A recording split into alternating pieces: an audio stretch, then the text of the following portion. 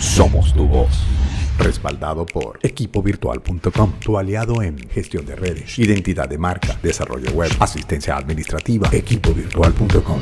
Hola, ¿qué tal? Qué bueno que estás allí acompañándome. Qué bueno tener la oportunidad de establecer este contacto y poder compartir algunas impresiones a propósito de acontecimientos ocurridos recientemente y sobre todo algunos que están todavía por ocurrir. En esta oportunidad, permíteme, por favor, realizar un análisis acerca de por qué a pocas semanas de una elección en Venezuela o de un proceso o de un evento electoral en Venezuela que será el 28 de julio, por qué de repente salen con este tema de retomar una negociación entre Biden y Maduro. Por cierto, que quien saca esto a la luz pública es el propio Maduro. ¿Por qué unas negociaciones en este instante entre la administración de Biden y el régimen de Maduro?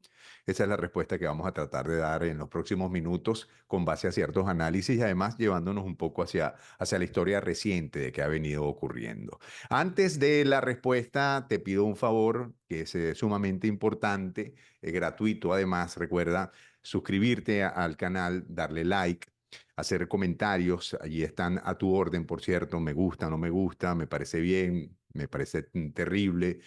Activar la campanita para que sepas que tenemos un nuevo material para ti. Y también es vital, muy importante, que compartas esta información, el link lo compartas. No solo en nuestro canal, sino en cualquier otro generador de contenido, cualquier otro canal de YouTube que te guste. Haz siempre estas 5 cosas para que nos ayudes. Hecha esta salvedad que es relevante y muy importante, vamos entonces con el tema de por qué.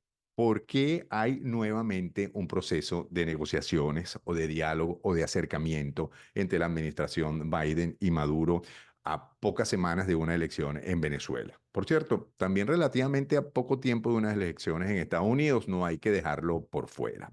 Vamos un poco hacia atrás y permítanme por favor revisar también acá en los apuntes, que este no es un tema nuevo.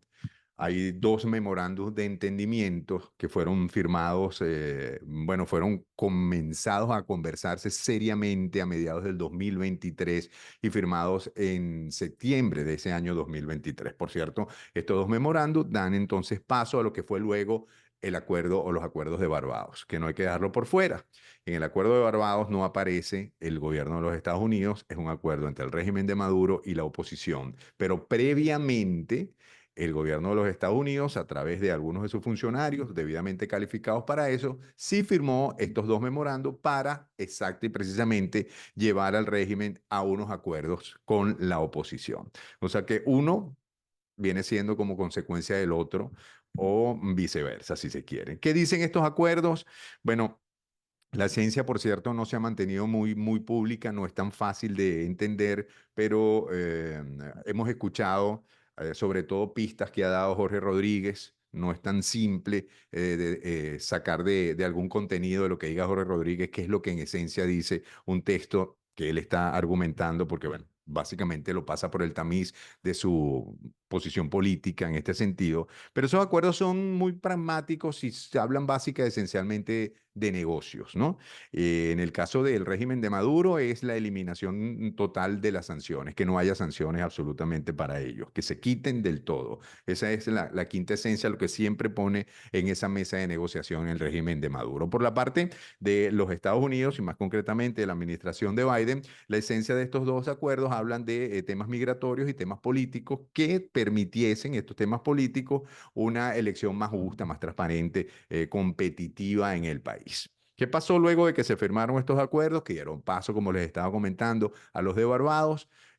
Bueno, se aprobaron, se liberaron algunas sanciones a través de licencias que permitieron nuevamente que el tema petrolero se realizara entre Estados Unidos o empresas estadounidenses y Venezuela, pero luego al no cumplirse o al entender Estados Unidos que no se cumplieron los acuerdos por el tema de lo político esencialmente, entonces se han otra vez puesto trabas en estas licencias. Es decir, que los acuerdos están allí, pero necesitan ser nuevamente ventilados, nuevamente puestos sobre la mesa para ser estudiados una vez más, a ver qué pasa, ¿no?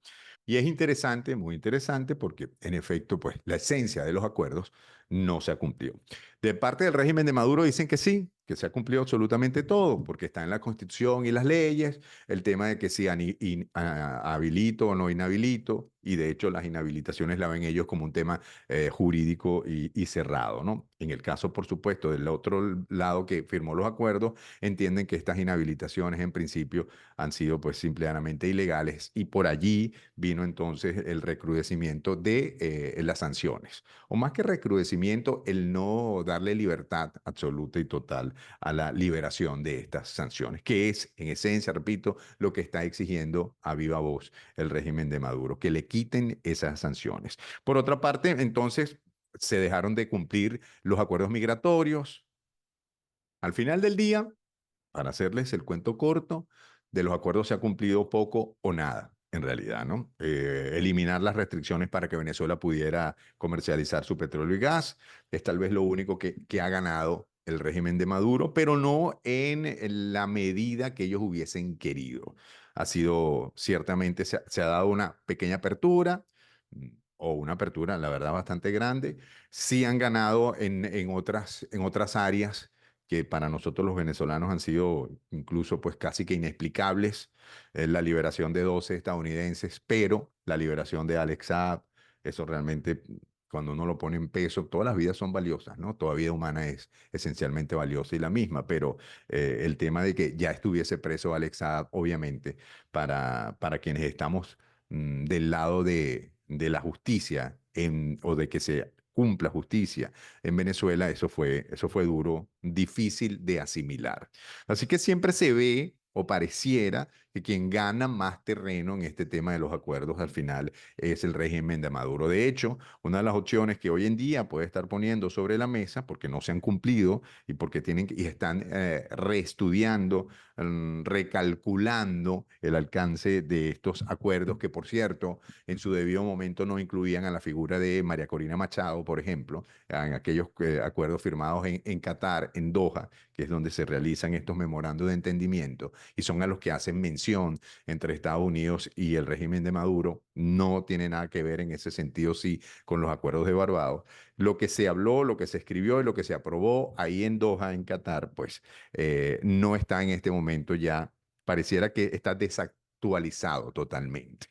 ¿Qué va a pedir entonces nuevamente el régimen de Maduro? La liberación de que se les eliminen todas las sanciones y que pone sobre la mesa, fíjense qué interesante, ya no es el tema de la realización de unas elecciones democráticas según las leyes de la República y tal y pascual, sino permitir o no que Edmundo González vaya a unas elecciones con las tres tarjetas que actualmente tienen habilitado para ello, porque pueden llegar a través del TCJ o cualquier otra de estas instituciones que están secuestradas por el régimen, la Fiscalía, qué sé yo, la Contraloría, el propio CNE, llegar a decir que no hay algo raro en las tres, en una o en las tres tarjetas, o que en definitiva Edmundo González no puede estar en la competencia. Eso es lo que pone sobre la mesa. Te permito que Edmundo González participe.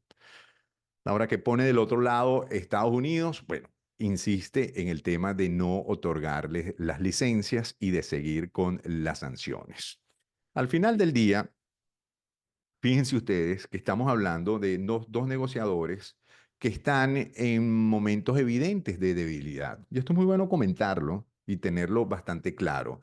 El régimen de Maduro no está, pero ni lejanamente, en su momento más fuerte. Ve una amenaza cierta, certera, posible, el 28 de julio, aunque sigue apostando a que va a salir victorioso de esa contienda a través de toda esta ingeniería del fraude que tienen montado. Recordemos que el 42% de los centros electorales en Venezuela son ahora de una sola mesa y están en lo que uno diría coloquialmente la cueva del lobo. Es decir, la oposición tiene que llegar ahí a ese callejón oscuro, tiene que vencer una cantidad de obstáculos importantes y no sencillos, que tiene que ver con amedrentamiento, con imposibilitar que los testigos estén allí presentes, que no haya esa auditoría de la ciudadanía en 42% de las mesas electorales. No es poco. Aparte, súmenle, ya le hemos conversado en otras oportunidades, otros mecanismos que viene aplicando el chavismo de manera histórica en las elecciones, que es el tema de, bueno, extorsionar al elector, ¿no?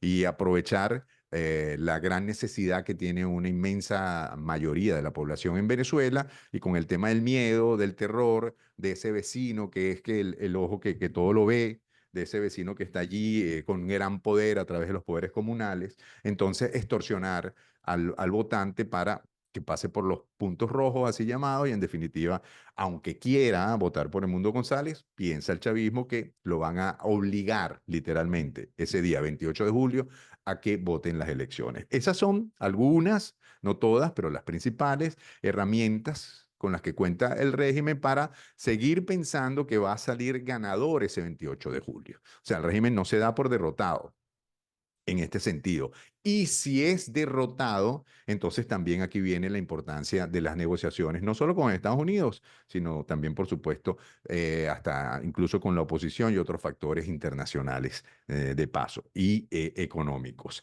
En el caso que lo que estamos conversando de estas negociaciones con Estados Unidos, ¿qué pasaría entonces si el régimen no se le cumple este sistema, esta ingeniería del fraude, algo falla? Se le caen todas estas opciones o variables, ¿cómo entonces va a reconocer el 28 de julio el triunfo de Edmundo González y cómo no salir tan absolutamente derrotado de ese momento? Para ello, bueno, el régimen, por cierto, es bueno siempre recordarlo, va a tener 5 meses, al menos teóricamente, 5 meses, desde que ocurra la elección del 28 de julio hasta que asuma un nuevo presidente en la primera semana de enero del 2025. Son elementos en los cuales va jugando el régimen para tener mayor poder de negociación. Pero les decía hace unos minutos que ninguno de estos dos negociadores está en su momento más estelar, porque sin duda la amenaza que tiene el régimen de Maduro de perder el poder es evidente, es notoria, es de probabilidades elevadas, por lo que se ve en la calle, por lo que se siente, por lo que determinan las encuestas, aunque las encuestas no ganan elecciones, ciertamente, pero hay al menos una intención de voto que por lo menos le da 20 puntos de ventaja a Edmundo González. Incluso pudiera ser más, también pudiera ser un poco menos. ¿Qué pasa del otro bando? En la administración Biden, la verdad es que está en un momento muy difícil para ellos, porque luego del último debate se ha caído bastante en la figura de Joe Biden. Muy cuestionado lo que ocurrió en el debate. En las encuestas está en estos momentos Trump liderando esas encuestas de cara a las presidenciales que van a ocurrir en Estados Unidos en noviembre. Pero antes de esas presidenciales vienen unas primarias en agosto, porque les recuerdo que ni Trump todavía es el candidato oficial del Partido Republicano y ni siquiera Joe Biden es todavía el candidato oficial del Partido Demócrata. Y ahí entonces lo que la administración de Biden también siente como una debilidad, porque no solo no están arriba en las encuestas, y aunque la distancia sea corta, hay que decirlo, es una distancia a favor de Trump en este momento, pero lo más delicado tal vez es que uno de cada tres de los demócratas piensa, según sondeos de opinión recientes, que el presidente Biden debería retirarse de la contienda. Así de mal se vio en el debate, que debería retirarse y darle paso a otra figura. Por cierto, en este momento quien tendría la mayor predilección de esa base demócrata histórica sería Michelle Obama, la esposa del expresidente Barack Obama, aunque ella no ha ratificado que vaya a participar. Sería una muy buena carta, por ejemplo. Pero en esa encrucijada, más allá de esa especulación de quién lo va a suceder o no, está el presidente Joe Biden, aunque recientemente en una entrevista en ABC, una entrevista que dio de forma exclusiva, el presidente Biden dijo que él no ni se retira ni está mal de salud, que simplemente tuvo una muy mala noche en esa jornada, en esa velada del debate. Esas son las dos opciones que tenemos entonces, dos negociadores con bastante debilidad, dos negociadores que ven que el fin de sus mandatos pudiera estar a la vuelta de la esquina, sin dejar por fuera, por cierto, en este tema de las negociaciones entre la administración de Biden y el régimen de Maduro, sin dejar por fuera otras teorías conspiranoicas, digan algunos, pero que están allí, que tienen sus ciertas toques de posible realidad, y es que al final lo que estén negociando sea que la utilización de las máquinas electorales en la próxima elección de Estados Unidos. Imagínense hasta dónde puede llegar, ¿no? En la especulación. Es decir, que el régimen de Maduro y sus aliados internacionales activen una trampa electoral como supuestamente ya habrían hecho años anteriores para que Biden gane las elecciones, aunque no sea con el favor popular, sino torciendo pues esa, esa voluntad del pueblo estadounidense. Hasta ahí llegan o pueden llegar las especulaciones. Resumiendo, yo creo que en definitiva, fíjense ustedes, no va a ser más que un anuncio hecho antes de las elecciones, pues no creo que lleguen a ninguna negociación concreta de aquí al 28 de julio. Puede que después de eso sí hará un anuncio, porque ya hicieron una reunión exploratoria, vía virtual, por cierto, y esto va a ser tomado como una bandera electoral, de hecho ya lo es, por el régimen sobre todo de Nicolás Maduro. Lo va a vender como la posibilidad cierta de que siempre están abiertos al diálogo y que buscan la mejor manera de encontrar soluciones para Venezuela e insistirán en ese tema que es, ellos van machacando constantemente, que si se eliminan las sanciones se acabarían los problemas de Venezuela. Que el problema de Venezuela no es la mala administración que ellos vienen llevando a cabo, sino las sanciones. Van a insistir en esa retórica, van a insistir con ese tema. Siento que de allí básicamente es el por qué han venido estas negociaciones a reflotar en este instante a pocas semanas de un proceso electoral en Venezuela. Eso es lo que siento que está ganando, si es que puede decirse que gana algo, el régimen de Nicolás Maduro, y además, debajo de esa primera intención netamente electoral, de decirle a la gente, estamos negociando, siempre tenemos las puertas abiertas, nunca nos hemos cerrado al diálogo, siempre queremos lo mejor, ustedes saben, ese discurso que es casi hasta canzón. Debajo de eso también tienen otras opciones que por cierto no serán las que más van a publicar o las que ni siquiera conoceremos en ninguna instancia. Es en el caso de perder y tener que reconocer la derrota el 28 de julio, porque son dos cosas distintas. Una cosa es que pierdan y otra es que reconozcan la derrota el 28 de julio, oído y pendientes con eso. Entonces, ¿cuáles son las opciones que ellos van a tener en una posible transición en Venezuela? Eso también puede estar allí en el diálogo. ¿Qué gana Estados Unidos con todo esto?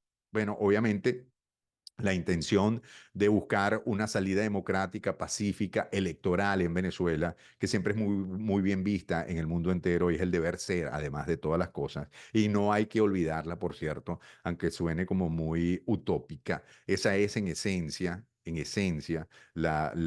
lo que mueve la conversación de cualquier actor internacional en estos momentos con el régimen de Maduro. Es lograr la mayor cantidad de condiciones posibles para que haya unas elecciones al menos creíbles. Porque recuerden, en estos momentos Maduro no está reconocido por más de por 50 países, los países más importantes del orbe, los países de tradición mayormente democrática. Quiere quitarse esa etiqueta, quiere cambiar y que a partir del 28 de julio, si logra consolidar esa ingeniería del fraude, si logra hacer pasar, hacer creer, ver, si logra convencer de que obtuvo una victoria el 28 de julio, entonces que esta victoria le sea literalmente reconocida, sobre todo por el principal actor en la comunidad internacional cercana a Venezuela, que es Estados Unidos y sin duda el actor más poderoso que pueda tener relaciones, sobre todo económicas, con nuestro país, sin dejar de lado a los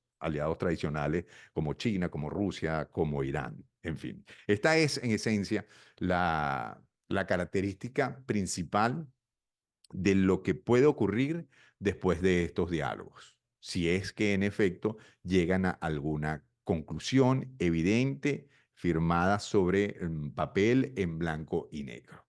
Es la opinión que tengo para ustedes en este instante, o en este instante es el análisis que les ofrezco. Por supuesto, muy pendiente, excelente poder tener la oportunidad de escuchar sus comentarios. Escríbanos si les gusta este tipo de temas, si me ha faltado decir algo, si sienten que he estado equivocado en alguno de los planteamientos o si desean que conversemos sobre temas parecidos a este o totalmente distintos, porque esa es la intención precisamente, que estemos más juntos ustedes y nosotros a través de todos estos contenidos que realizamos a diario en Somos tu Voz. Somos tu Voz.